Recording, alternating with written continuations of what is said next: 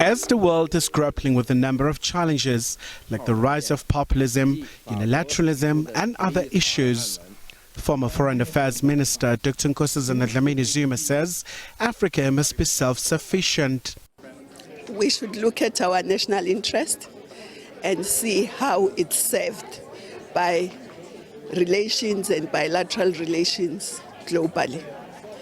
But we must also look at ourselves as Africans in this continent and say, how can we work towards being able to stand on our own and not turn ourselves into beggars? Somebody said, a begging hand has no power. So we have all it takes to make this continent an economic powerhouse, a big trading partner, and a continent that can feed itself and even assist in feeding others. Finland, which was one of the staunch supporters of the global anti-apartheid movement, says it will continue to stand with South Africa. This comes as Pretoria is under immense pressure from the US, with President Donald Trump against the Expropriation Act. Your president recently made a State of the Nation speech, and I already reported my government. Here is a statesman by whom we can stand firmly.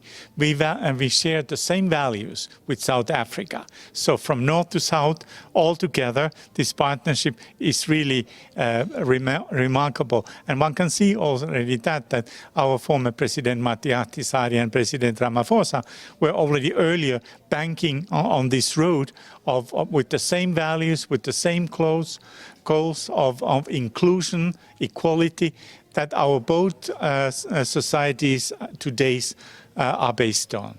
ANC says it will continue to bank on its diplomatic ties to improve living conditions in the country. Leveraging on those diplomatic ties, but also historical relations, something that's very important, because these are dependable allies, these are dependable friends, these are people who have a responsibility also to protect what they had invested in.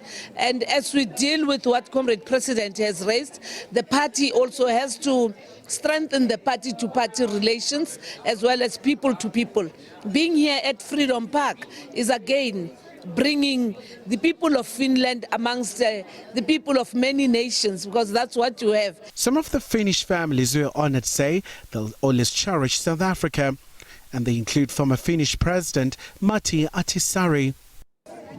My father believed very much in that you can do nothing meaningful alone.